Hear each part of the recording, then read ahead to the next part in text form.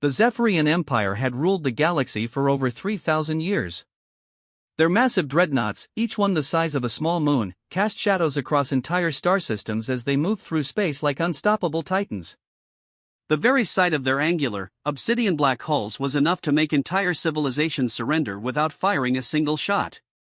Admiral Kethvar stood on the bridge of his flagship, the Eternal Dominion, watching through the vast viewscreen as another world prepared to kneel before Zephyrian might. The planet below was called Kepler 442b by its inhabitants, a lush world covered in blue oceans and green continents. Its people called themselves humans, though Kethvar cared little for the names of species that would soon be extinct. Admiral, his second-in-command, Commander Vextal, approached with a data tablet clutched in his four-fingered hands. The planet's defensive capabilities have been analyzed. They possess primitive nuclear weapons and basic spacefaring vessels. Nothing that could scratch our shields. Kethvar's mandibles clicked together in what passed for a smile among his kind. The Zephyrians were tall, insectoid beings with chitinous exoskeletons that gleamed like polished armor. Their compound eyes could see across multiple spectrums, and their minds were enhanced with cybernetic implants that linked them directly to their ship systems. How many inhabited worlds have we conquered this cycle? Kethvar asked, his voice a low, buzzing drone. This will be the 47th, Admiral. The humans appear to be confined to this single system, with some primitive colonies on nearby planets and moons. Kethvar nodded, pleased. The Zephyrian war machine was running at peak efficiency. Their strategy was simple and had never failed: arrive with overwhelming force, demonstrate their power by destroying any military resistance, and then offer the survivors a choice: serve the Empire as slave labor, or be wiped from existence entirely. The bridge around them hummed with activity. Hundreds of Zephyrian officers worked at crystalline control stations, their minds directly interfaced with the ship's quantum computers. The Eternal Dominion was just one of 12 dreadnoughts in this particular fleet, though any one of them could have reduced the human homeworld to ash within hours. "Sir, we're receiving transmissions from the planet's surface," reported the communications officer. "They appear to be attempting some form of negotiation." Kethvar's antennae twitched with amusement. "Put them through. Let's hear what these primitives have to say before we demonstrate the futility of resistance." The viewscreen shifted to show a human male with graying hair and worried eyes. He wore what appeared to be some kind of military uniform, though it looked laughably simple compared to Zephyrian battle armor. "This is Admiral Marcus Chen of the United Earth Defense Fleet," the human said, his voice steady despite the obvious fear in his eyes. "We know who you are and what you've done to other worlds. We're prepared to discuss terms of surrender to avoid unnecessary bloodshed."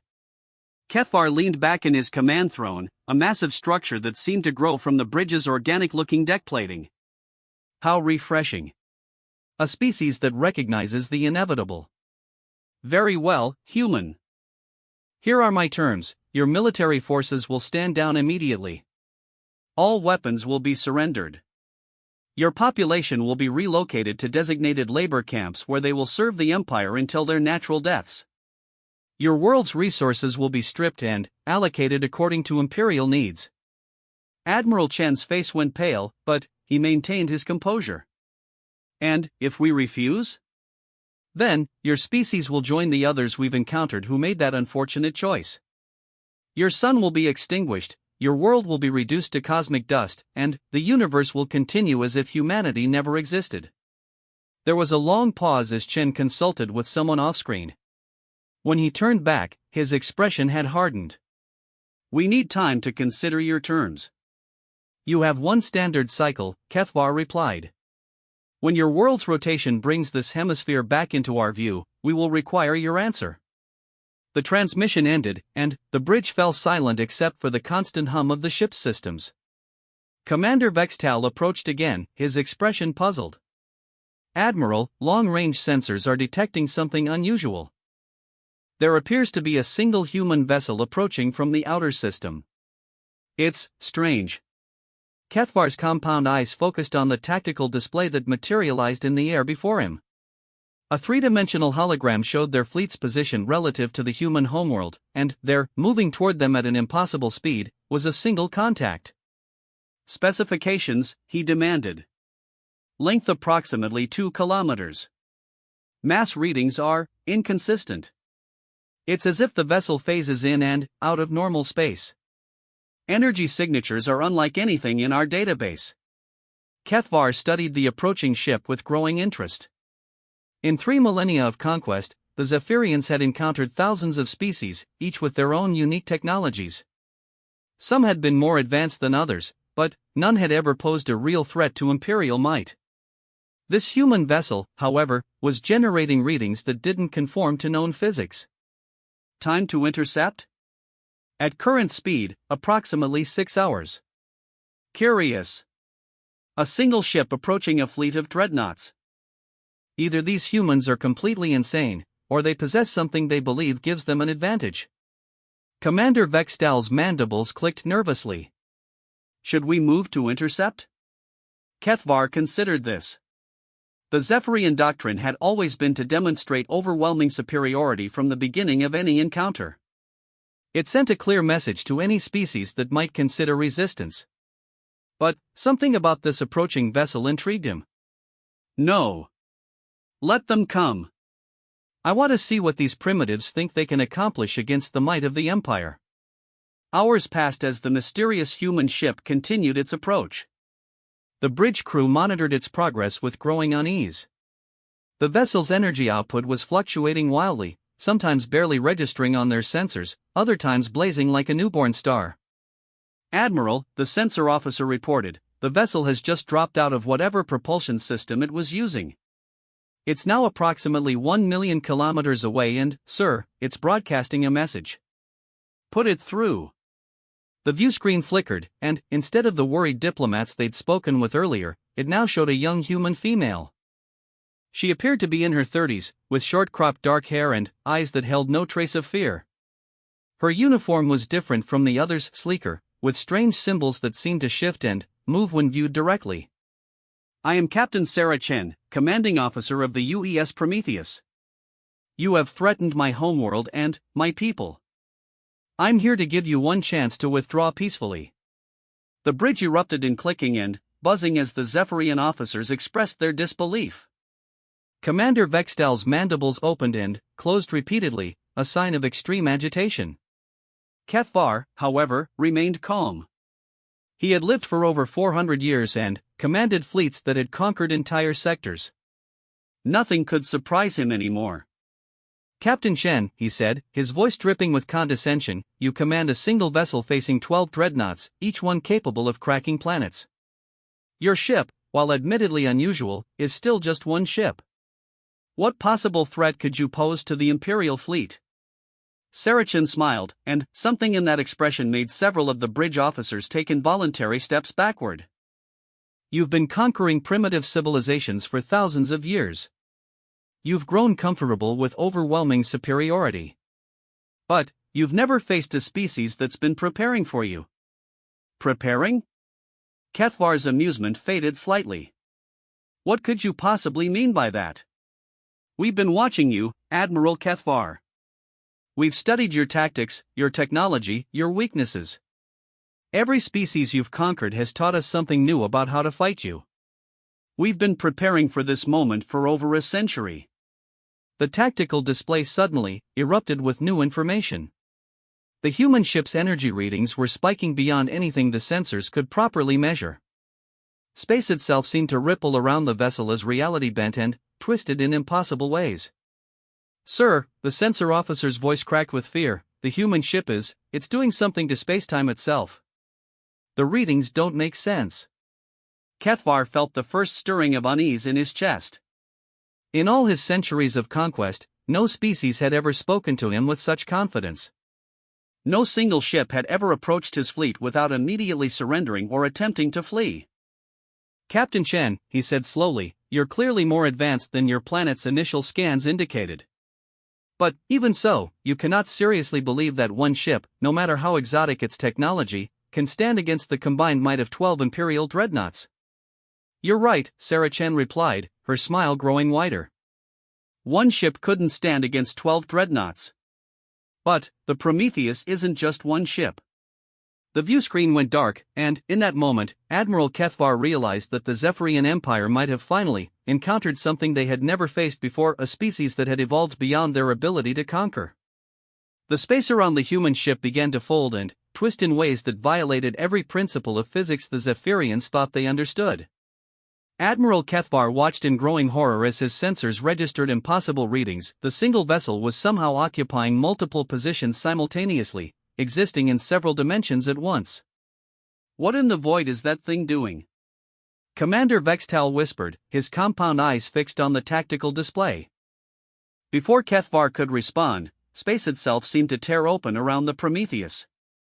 Reality split like fabric, revealing glimpses of somewhere else, another dimension where the laws of physics operated differently. Through these tears stepped more ships, each one identical to the first, but somehow fundamentally different. "Quantum multiplication," breathed the science officer, her voice barely audible above the bridge's emergency alarms. "They're pulling versions of themselves from parallel realities. Where moments before there had been one human ship, now there were dozens. Each vessel flickered in and out of normal space, phasing between dimensions like ghosts made of steel and starlight. The tactical display struggled to track them all, showing readings that made no sense, ships that existed and didn't exist, matter that was both there and not there. Kethvar's mandibles clicked rapidly as he tried to process what he was seeing. In 3,000 years of galactic conquest, the Zephyrian Empire had encountered every form of technology imaginable. They had faced species with advanced energy weapons, others with powerful shields, some with faster-than-light travel that surpassed their own. But this was something entirely beyond their experience. "How many ships are we facing?" he demanded. The sensor officer's hands trembled as she worked her controls. 47 distinct readings, sir." "No, wait, 53. The numbers keep changing as they phase in and out of our dimensional space." Captain Sarah Chan's voice echoed across the bridge from multiple sources simultaneously, as if dozens of versions of her were speaking in perfect synchronization. "Impressive, isn't it, Admiral? Humanity learned long ago that when facing an enemy with superior numbers and firepower, you have to change the rules of engagement entirely." Kethvar forced himself to remain calm, drawing on centuries of command experience. Even this impossible display of technology didn't necessarily mean the humans could threaten his fleet. Quantum manipulation on this scale must require enormous energy expenditure. "You cannot maintain this for long." "You're right about the energy requirements," Sarah Chan's multiplied voice replied. "Which is why we spent the last century learning how to tap directly into the quantum foam of reality itself. Every particle that winks in and out of existence throughout the universe is now our power source." The implications of her words sent a chill through Kethvar's exoskeleton. If the humans had truly learned to harness zero-point energy from quantum fluctuations, they had access to virtually unlimited power. But, even so, energy alone wasn't enough to threaten a dreadnought. "Fascinating technology," he said, trying to maintain his authority. "But parlor tricks with dimensional space won't save your species. Our shields can withstand the combined fire of entire fleets. Our hulls are forged from collapsed matter. Your quantum ghosts will break against our defenses like waves against a cliff." The response came not from the view screen, but from the ships themselves. The fleet of human vessels suddenly accelerated, moving faster than anything their size should have been able to manage. They didn't approach in formation like conventional warships, instead, they danced through space like living things, phasing in and out of reality, appearing and disappearing around the Zephyrian dreadnoughts. "Evasive maneuvers," Kethvar commanded. "All ships, maintain formation and prepare to fire." The Eternal Dominion began to turn, its massive bulk moving with surprising grace for something so large. Around it, the other 11 dreadnoughts of the fleet shifted into a defensive formation they had perfected over millennia of warfare. But the human ships weren't where they expected them to be. One moment the Prometheus and its quantum duplicates were scattered throughout the space around the fleet. The next moment, they were inside the formation, having somehow bypassed the Zephyrian shields entirely by shifting through dimensional space. "Impossible!" Commander Vextal shouted. "They're inside our defensive perimeter. How did they penetrate our shields?" Kethvar demanded. They didn't penetrate them, sir, the science officer reported, her voice tight with fear. They went around them. Through quantum space. Our shields exist only in normal dimensional space, they can't block something that phases through parallel realities. The human ships opened fire, but their weapons were unlike anything the Zephyrians had encountered. Instead of energy beams or projectiles, they fired what looked like tears in space itself, wounds in reality that spread across the hulls of the dreadnoughts like infections. The first hit struck the Iron Conquest, one of the fleet's heavy cruisers. Where the reality tears touched the ship's hull, the collapsed matter armor simply ceased to exist. Not destroyed, not vaporized, it was simply gone, as if it had never been there at all. Report! Kethvar shouted as his flagship shuddered under fire from multiple angles. Hull breaches on decks 7 through 15, came the damage control officer's report. But, sir, the hull isn't damaged, it's just missing. As if those sections were edited out of existence. Kethvar stared at the tactical display in growing disbelief. The Zephyrian fleet was being torn apart by weapons that didn't destroy their targets but simply deleted them from reality. Entire sections of dreadnoughts were vanishing, leaving behind perfectly smooth voids where armor and bulkheads had been moments before. Return fire, he commanded. All ships, maximum firepower. The Zephyrian dreadnoughts unleashed their full arsenal. Particle cannons that could crack continents fired in coordinated volleys. Gravity torpedoes that could collapse stars streaked through space. Energy beams hot enough to ignite atmospheres lanced out toward the human ships. And every shot passed harmlessly through empty space as the quantum vessels phased out of normal reality at the moment of impact. They're not just fast, the tactical officer realized. They're existing in multiple dimensions simultaneously. Our weapons can only affect matter in normal space, but they're spending most of their time elsewhere. Captain Sarah Chen's voice filled the bridge again, seeming to come from everywhere at once. You've grown used to fighting in 3 dimensions, Admiral. We've learned to fight in 11. The battle, if it could even be called that, continued for several more minutes. The Zephyrian fleet, which had conquered thousands of worlds without ever facing serious resistance, found itself completely outmatched by technology they couldn't understand and tactics they had no defense against. One by one, the dreadnoughts began to fall. The Iron Conquest was the first to go, its quantum-deleted hull finally giving way to structural collapse. The massive ship folded in on itself like a house of cards, its crew of 50,000 lost in seconds. The Dark Vengeance followed minutes later, then, the Stellar Destroyer. Each time a dreadnought died, the human ships seemed to grow stronger, their quantum manipulation abilities feeding off the energy released by the collapsing vessels. Sir, Commander Vextal said quietly, we have to retreat. We cannot fight an enemy that exists outside the normal laws of physics. Kethvar's pride warred with his survival instincts. The Zephyrian Empire had never retreated. In 3,000 years of conquest, they had never met a force they couldn't overcome through superior firepower and tactical superiority. But they had also never faced an enemy like this.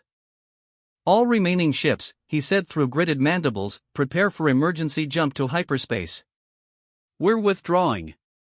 Admiral, Sarah Chen's voice interrupted, I'm afraid I can't let you do that. The space around the Zephyrian fleet suddenly solidified, as if reality itself had become thick as honey. The ships found themselves unable to move, their hyperspace drives unable to function as the humans somehow locked them into normal dimensional space.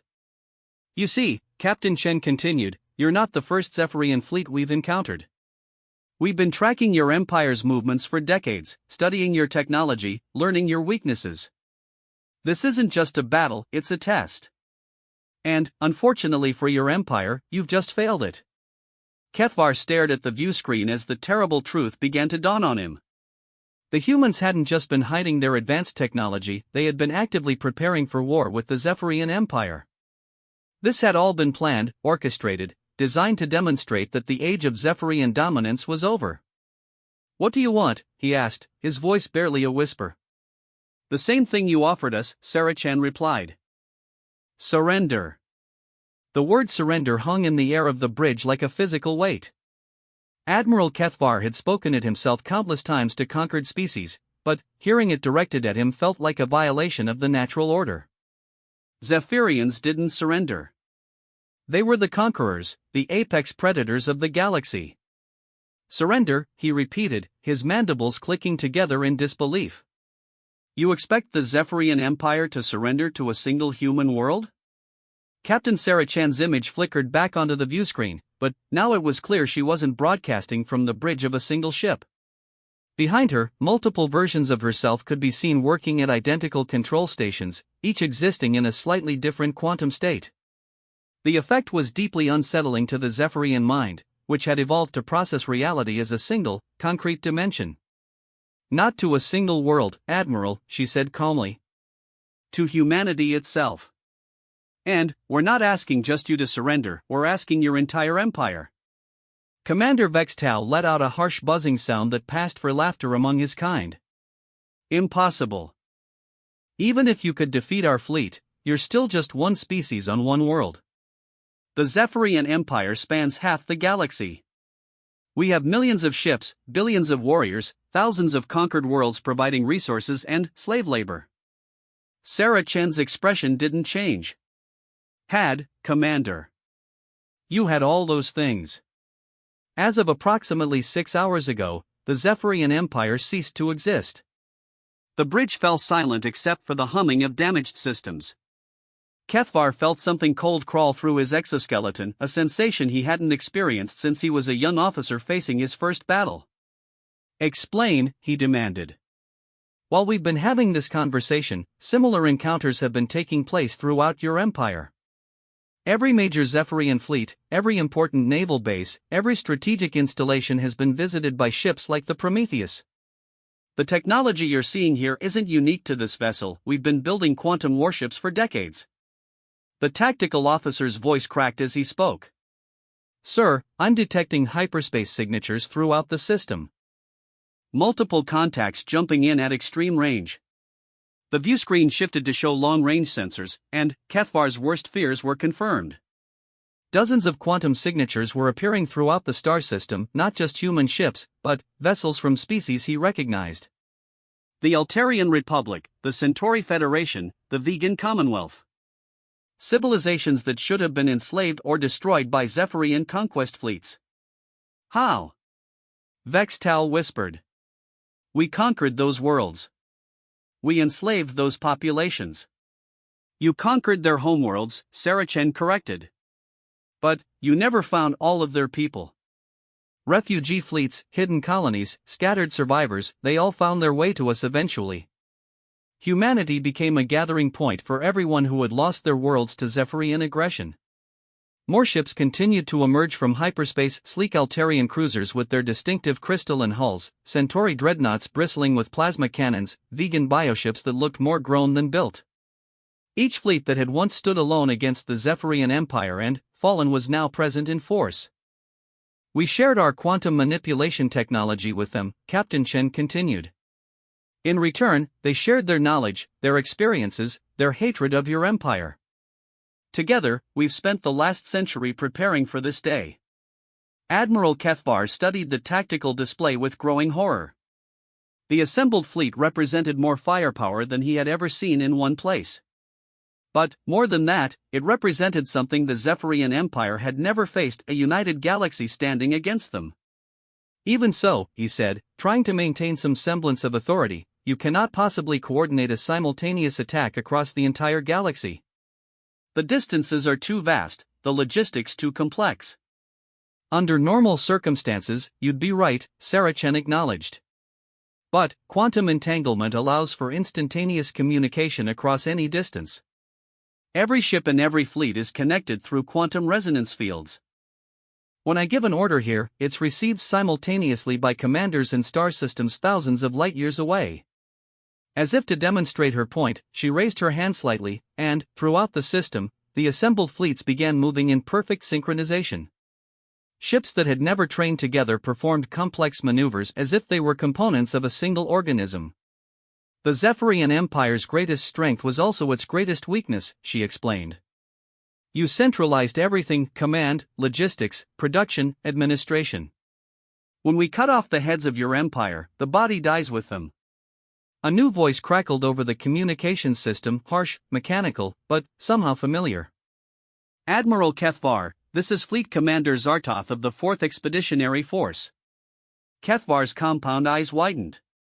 Zartoth commanded one of the Empire's most powerful fleets, stationed in the core systems where the Imperial capital resided.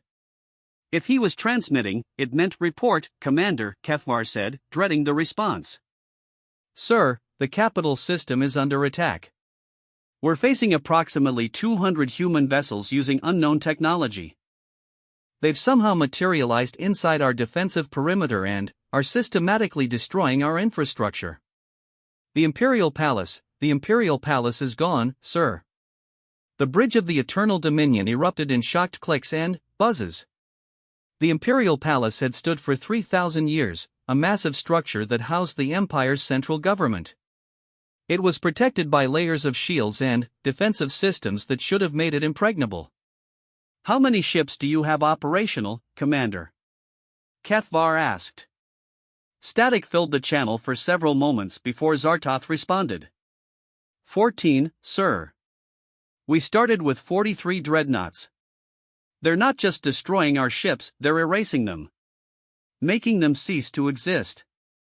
It's like fighting ghosts that can delete reality. Similar reports began flooding in from across the Empire. Fleet after fleet was either destroyed or forced to surrender. Worlds that had been conquered and held for centuries were suddenly free, their human liberators appearing from quantum space like avenging angels. The beautiful irony, Captain Shen said, watching Kethvar process the destruction of everything he'd known, is that you made this possible. Every time you conquered a civilization, you scattered its survivors across the galaxy. Every time you destroyed a world, you created refugees who carried their knowledge and their hatred to the stars. You spent 3,000 years sowing the seeds of your own destruction. Commander Vextal turned to his admiral, desperation clear in his compound eyes. Sir, we have to warn the outer territories.